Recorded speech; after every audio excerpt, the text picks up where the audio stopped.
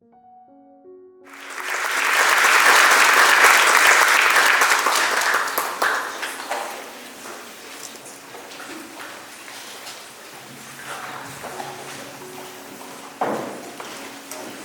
everybody, thanks so much.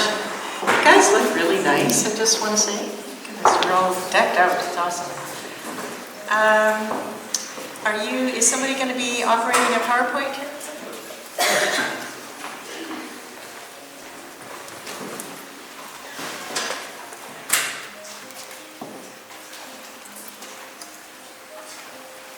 I like what you stand for.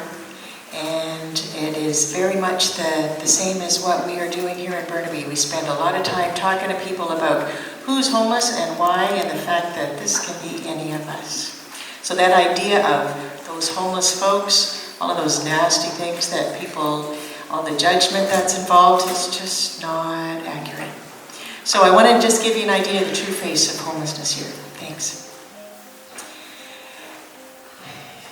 So there are people every day that are struggling without safe and affordable housing.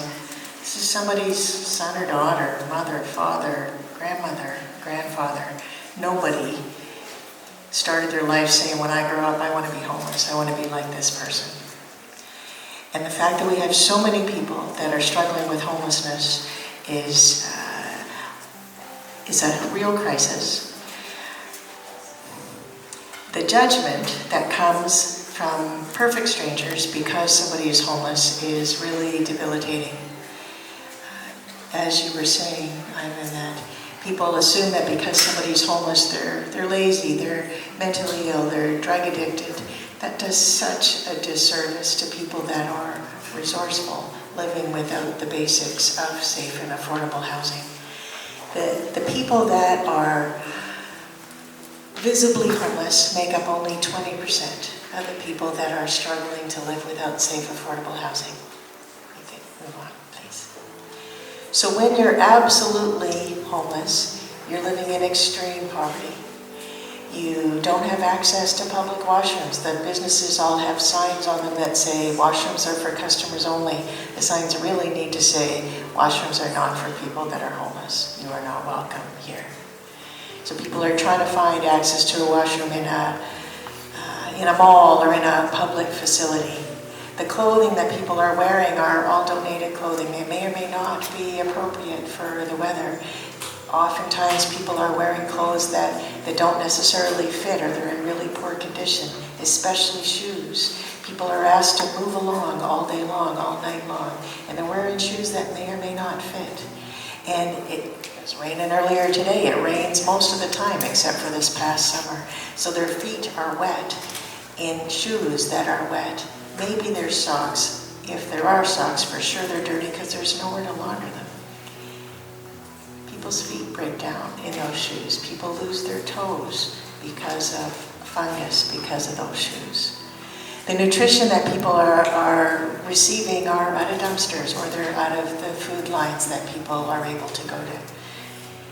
People are sleep deprived because it's not safe. So they're awake all night, one eye open, concerned about being assaulted from perfect strangers that think they are worthless. So they're going to assault them, or maybe they're going to steal the only belongings that they have.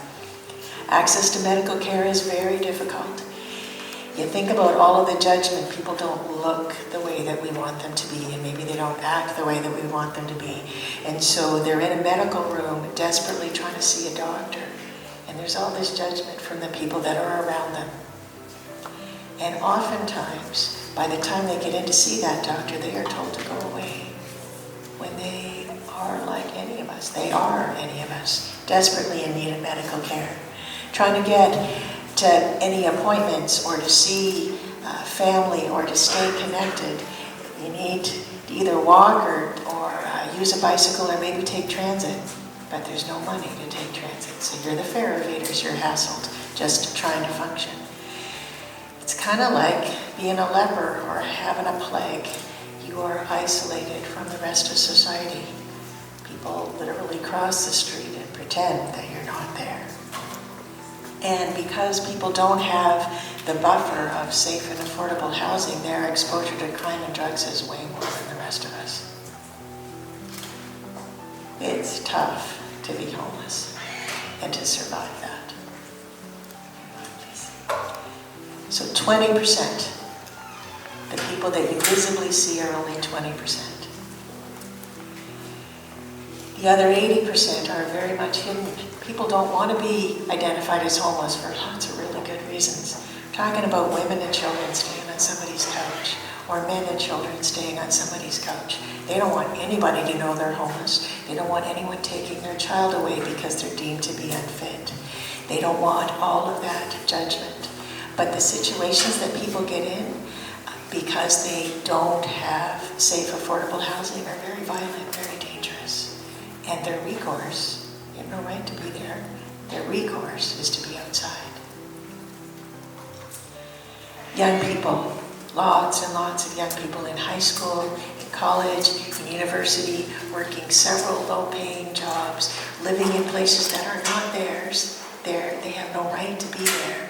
They're just under the radar, trying to get the exams prepared for it, trying to write the papers, trying to show up for work on time, trying to look like they are anything but homeless. You see, this young man here is just an example. But he does not look visibly homeless. But he also is working without all the security of safe and affordable housing. And seniors, more and more and more seniors, that they've lived in the same place for 20, 30, 40 years. Their income does not go up, but the rent does. And their network of support gets harder to find the older that they get.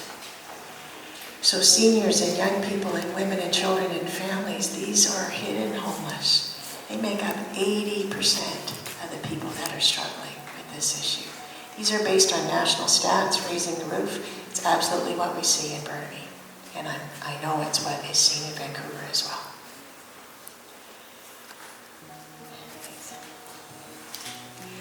My friends don't know I'm homeless. I absolutely know that for every one of the schools that you represent, there are young people that are homeless. They're not talking about it. They are not wanting anybody to realize that. Maybe they're staying on a friend's couch. Maybe you've had somebody stay on your couch. Maybe you know of somebody who's had a place that, a time in their life when they haven't had a place. I know my couch has been a bit of a revolving door for a lot of people. I've had people hear about our work and say, do you mean to tell me that when I was young and my family stayed with Uncle whoever for a while that we were homeless? This can't be any of us. It is any of us. I've been really honored to work with a lot of people that have been kind enough to tell me what their experience is like. In a very short time before they became homeless, the people that I've worked with have been writers, construction workers, firefighters, nurses, business owners, parents, active people in the community. Something happens and life takes a curve. Maybe they've been in a fire, maybe they've been injured at work, maybe they get sick or their relationship changes, or stuff happens to all of us. Sometimes people develop a mental health issue that they're not able to deal with, or maybe that social drink gets out of control and then things tend to spiral. It's a scary thing to have your life quickly turn into something that is unrecognizable. Please know that what you're doing, what your goals are, is really crucial. Because as long as we continue to look at people as those homeless people,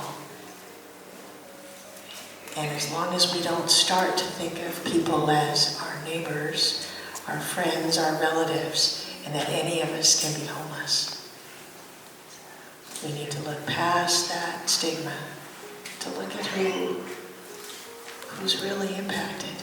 And we need to realize that none of us are exempt from this. I am lucky. I have not been homeless. I have talked to my kids about, please, whatever happens, don't let me be homeless. But I can't say that I won't ever experience that in my life. And if we're honest with ourselves, none of us can.